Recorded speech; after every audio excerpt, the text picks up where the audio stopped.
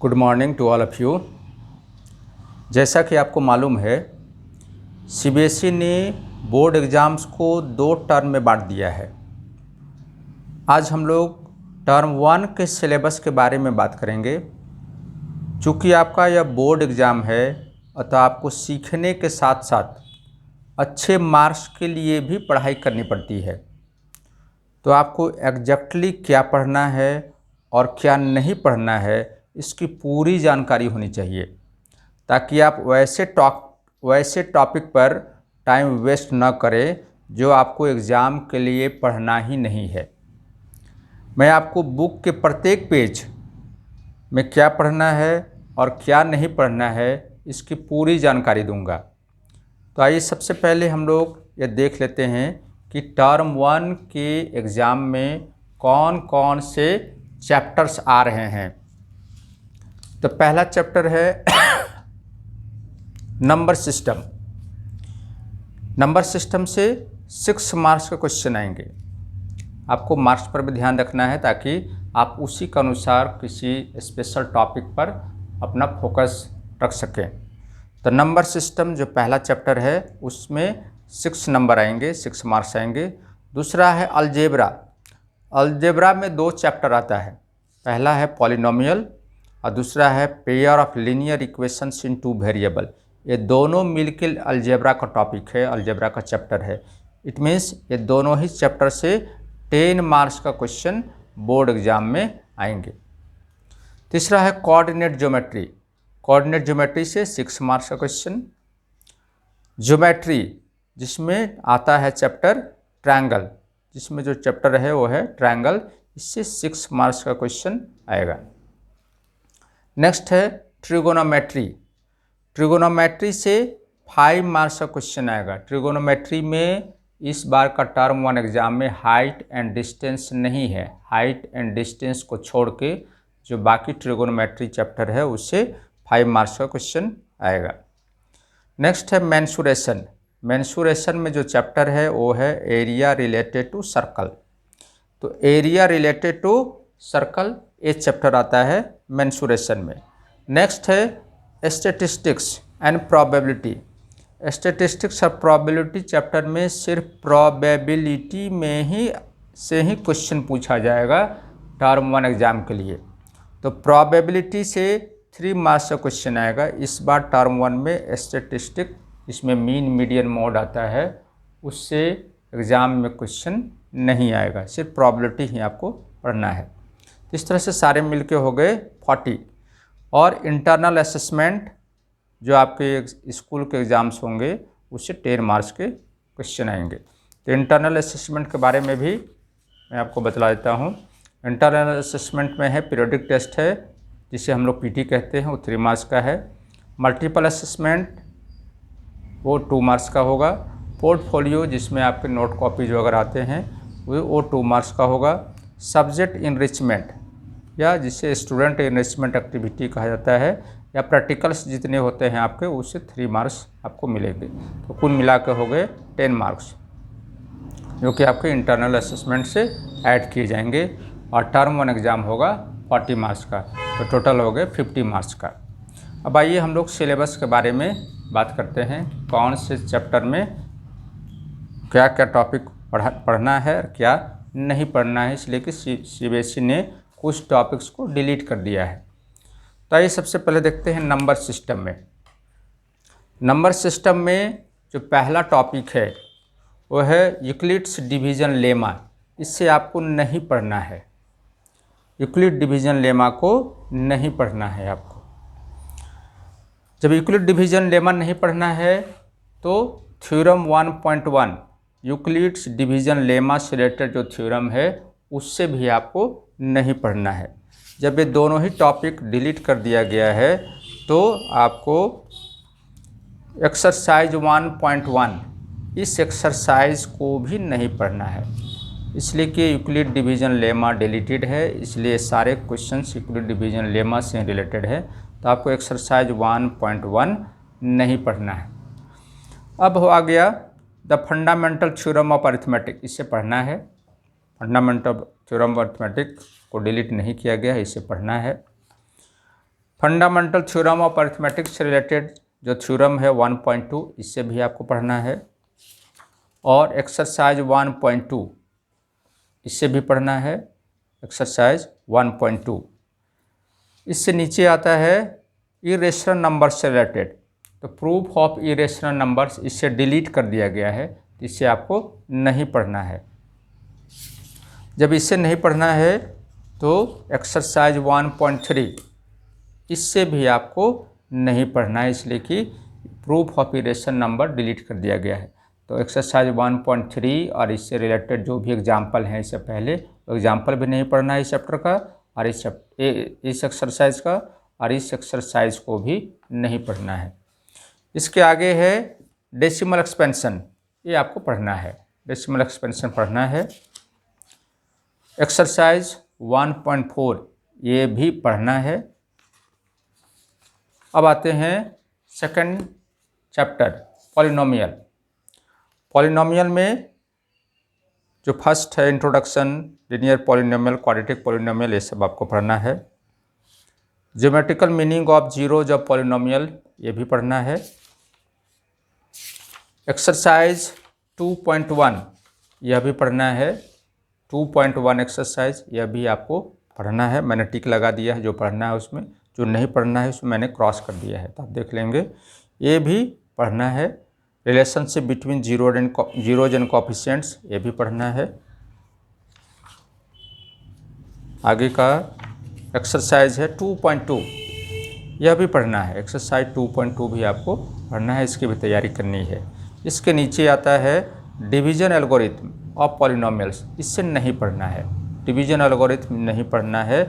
तो इससे रिलेटेड जो एक्सरसाइज है 2.3 उससे भी नहीं पढ़ना है, एक्सरसाइज 2.3 आपको नहीं पढ़ना है।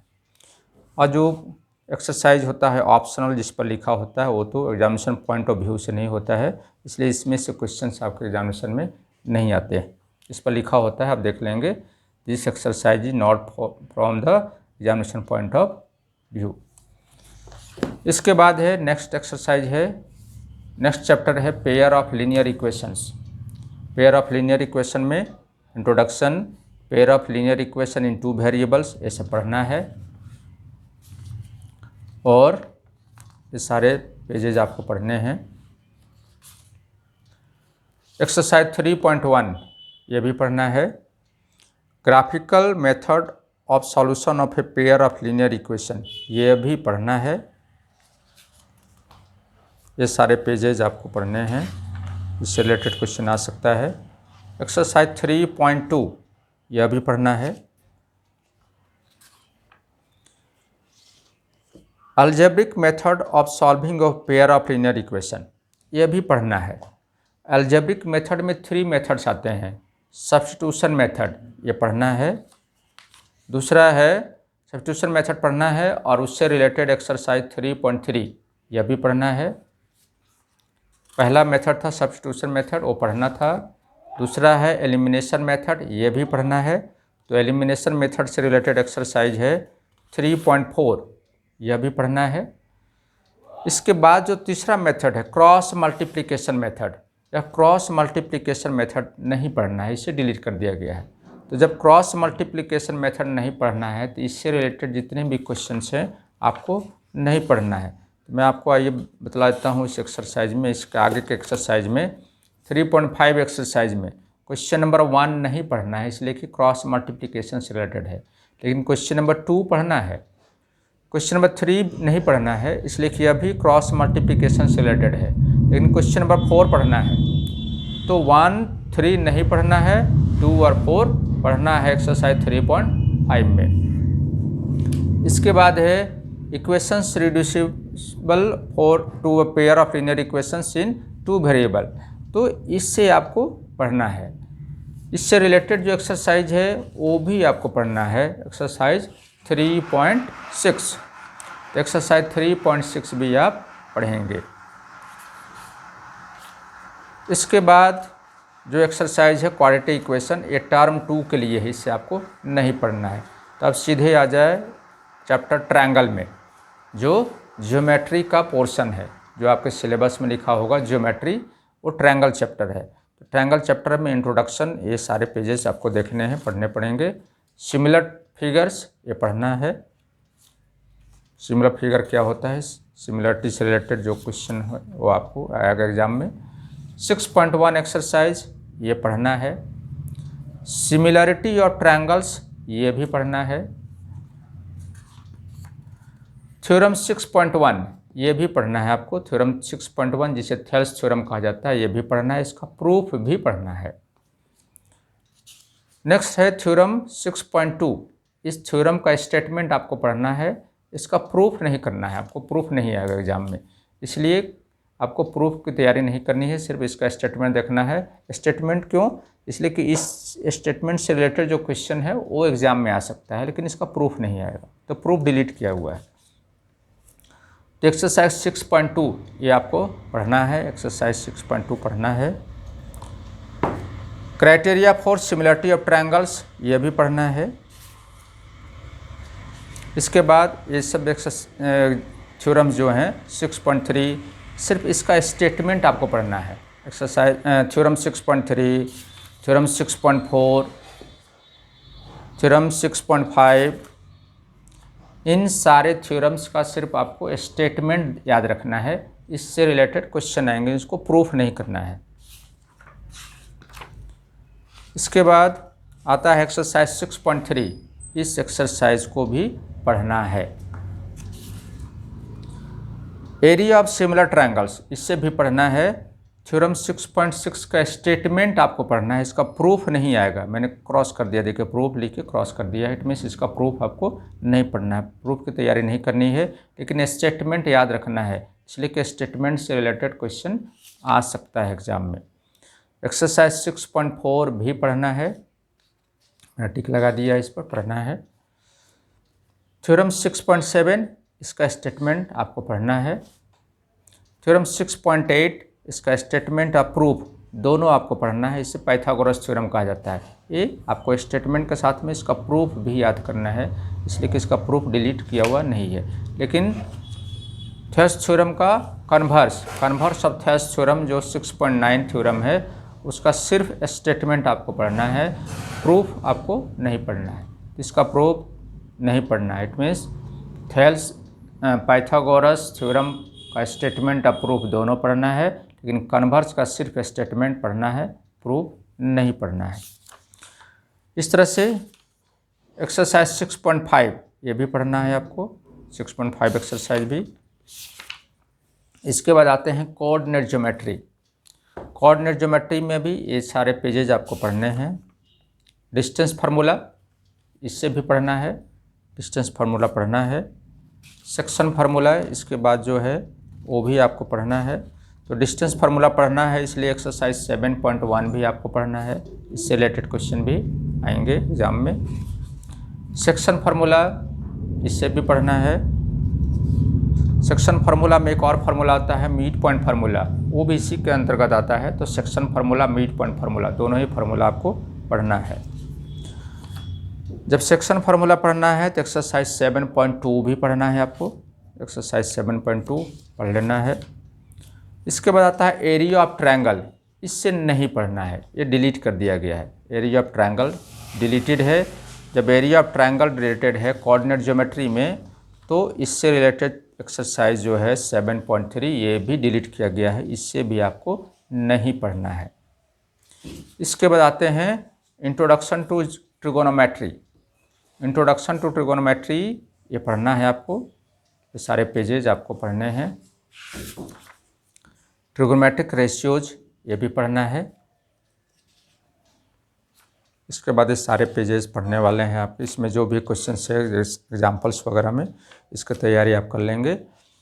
एक्सरसाइज 8.1 ये भी पढ़ना है। ट्रिगोनोमेट्रिक रेशियो जब सम स्पेसिफिक एंगल्स, इसमें आपको एंगल का वैल्यू जैसे 0 डिग्री से 90 डिग्री तक का वैल्यू आपको याद कर लेना है, इसको प्रूफ नहीं करना है। जो 90 डिग्री, 60 डिग्री, 30 डिग्री का जो प्रूफ करने के लिए आता है एंगल का वैल्यू को, वो प्रूफ आपको नहीं करना है। एक्सरसाइज 8.2 इससे आपको पढ़ना है, 8.2 एक्सरसाइज को पढ़ना है। अब देखिए इसके नीचे है trigonometric ratios of complementary angles, इससे नहीं पढ़ना है। इट मीन्स जो फार्मूला था 90 माइनस थीटा, ऐसे sine 90 minus theta is equal to cos theta, इस तरह का जो फार्मूला था जिसे कॉम्प्लीमेंट्री एंगल्स से रिलेटेड फार्मूला कहा जाता है वो डिलीट किया गया है। तो कॉम्प्लीमेंट्री एंगल्स नहीं पढ़ना है, इसलिए एक्सरसाइज 8.3 भी आपको नहीं पढ़ना है। 8.3 कॉम्प्लीमेंट्री एंगल से रिलेटेड है, तो एक्सरसाइज 8.3 नहीं पढ़ना है आपको। इसके बाद आता है ट्रिगोनोमेट्रिक आइडेंटिटीज़, ये पढ़ना है। जो सारे फार्मूलाज हैं sine square theta plus cos square theta equal to 1, sec square minus tan square 1, cosec square minus cot square 1, इस तरह के जितने भी फार्मूला हैं वो सारे को आपको पढ़ना पड़ेगा। तो जब आइडेंटिटीज़ पढ़ना है तो एक्सरसाइज 8.4 भी पढ़ना है, लेकिन एक्सरसाइज 8.4 में क्वेश्चन नंबर 3 नहीं पढ़ना है, इसलिए कि ये कॉम्प्लीमेंट्री एंगल से रिलेटेड क्वेश्चन है। तो 8.3 में सारे क्वेश्चंस आपको पढ़ने हैं, सिर्फ क्वेश्चन नंबर 3 कॉम्प्लीमेंट्री एंगल से रिलेटेड है, इसलिए ये एग्ज़ाम में नहीं आएगा। तो 8.4 आपको पढ़ना है पूरा, except question number 3। Application of trigonometry, ये हाइट एंड डिस्टेंस का पोर्शन है, इसलिए आपको नहीं पढ़ना है, इस बार टर्म 2 में आएगा। नेक्स्ट आपका एक चैप्टर है एरियाज रिलेटेड टू सर्कल्स, ये आपका मेंसुरेशन का पोर्शन है। तो इसमें सारे पेजेज आपको पढ़ने हैं। Perimeter and area of circle review, ये सब पढ़ना है। इट मीन्स इससे रिलेटेड जो भी फार्मूला है या कोई एग्जांपल्स है, इससे रिलेटेड क्वेश्चन आ सकता है, ये सब डिलीटेड नहीं है। एक्सरसाइज 12.1 ये भी पढ़ना है। Areas of sector and segment of a circle, यह भी पढ़ना है। तो इससे रिलेटेड जो भी फार्मूलाज हैं वो आप याद कर लेंगे।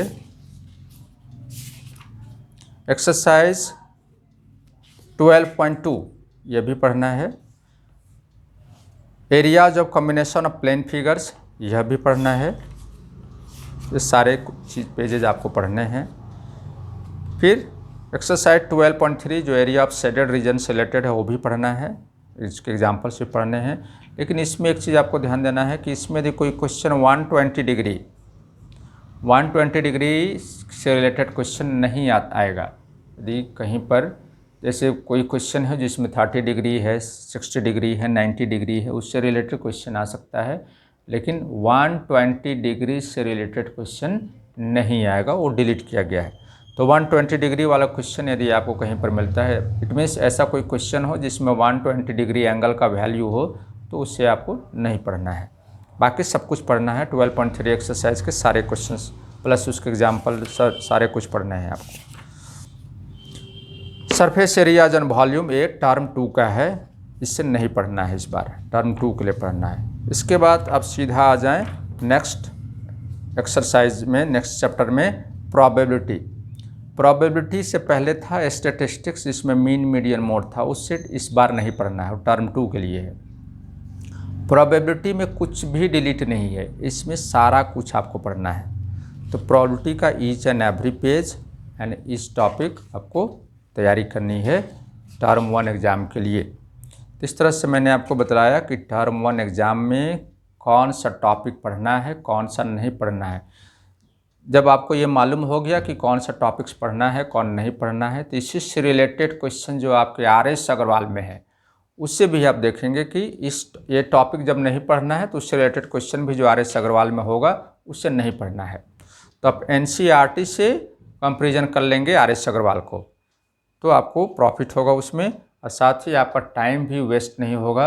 आप 100% अपना टाइम उस टॉपिक पर फोकस कर पाएंगे जो आपके एग्ज़ाम में आएंगे। तो आज इतना ही।